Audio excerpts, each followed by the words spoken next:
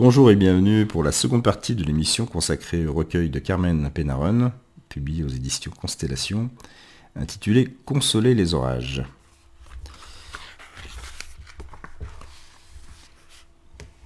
Terre-mère. La vie sur cette terre des douleurs, à la poussière n'ajoute que cendres et prières. Qu'aucune larme ne pleuve, qu'il vente et qu'en feu nos gorges rejettent les tisons de colère. Chaque enfant est de ta chair, la lumière promise que le miroir tendu par la haine carbonise. Que l'homme nouveau vienne cueillir au flambeau de ton regard la compassion, qu'il ose à la face du monde prêter allégeance, ainsi qu'à la tendresse, et qu'il rachète l'outrage de la douleur infligée au visage de l'amour.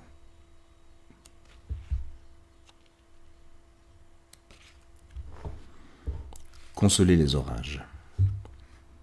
Un long frisson réveille l'émotion, et ses épines perforent ma peau.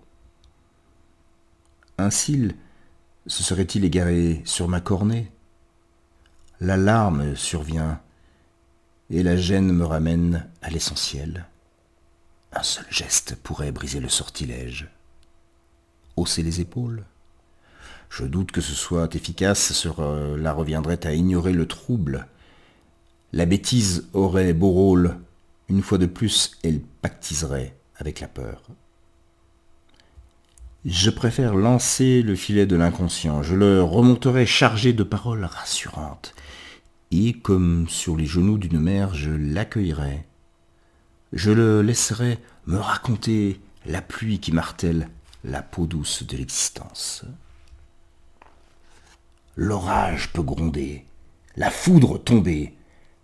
La nature n'a pas l'intention de nous blesser, mais la voix, elle, la voix dont la vocation est d'apaiser, de faire mûrir la confiance, souvent s'égare.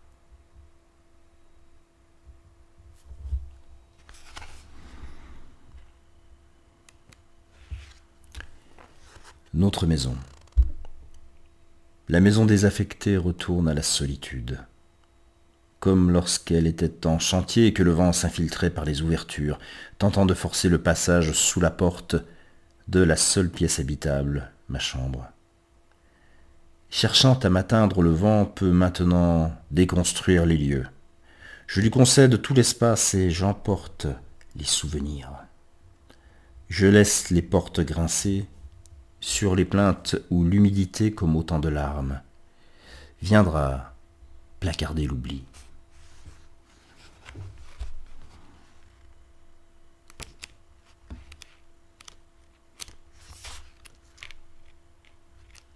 Pardon.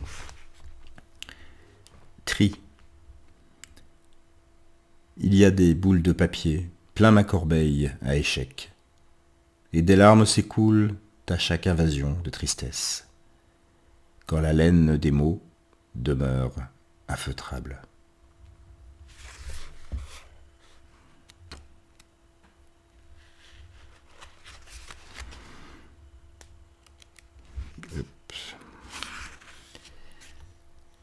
Encre arc-en-ciel. Je suis une femme ombrage et je ne me trouve qu'au bout du fil qui mène à soi, après avoir traversé toutes les frondaisons et les panaches de saison. Je décline en couleur mes jours et je fuis les registres grands ouverts où l'on consigne les heures en noir ou en blanc dès l'éclosion de l'aube. Autour de moi, la lumière se fait luciole et s'écaille les secondes en milliers de fourmis. Ces fantassins des ténèbres ameublissent la terre afin qu'elle conçoive de nouvelles ramilles prêtes à accueillir l'étoile de l'aube. Très beau.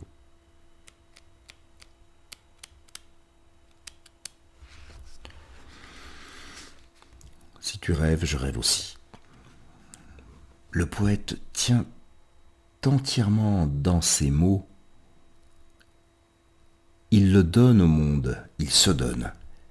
À la vie, il souffle ses mots d'amour tout en ayant conscience de l'éphémère. Une conscience de chaque instant. Chaque mot est un pétale qu'il laisse tomber nonchalamment. Il s'effeuille jusqu'au détachement fatal. Les mots ne sont pas perdus, même si aucune oreille n'y prête attention. Certains cœurs ont des antennes qui savent développer une écoute profonde, et l'effeuillé de l'un rejoint le gazouillis de l'autre. Ainsi croît l'arbre dont chaque branche porte l'oiseau d'un accord.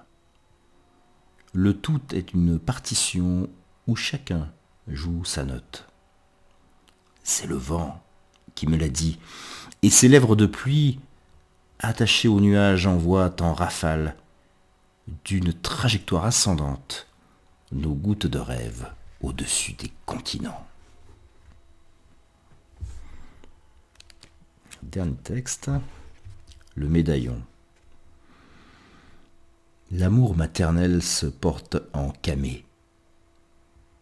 Il s'ouvre au crépuscule et défroisse ses ailes, quand le fermoir libère le grand pan de nuit du souvenir.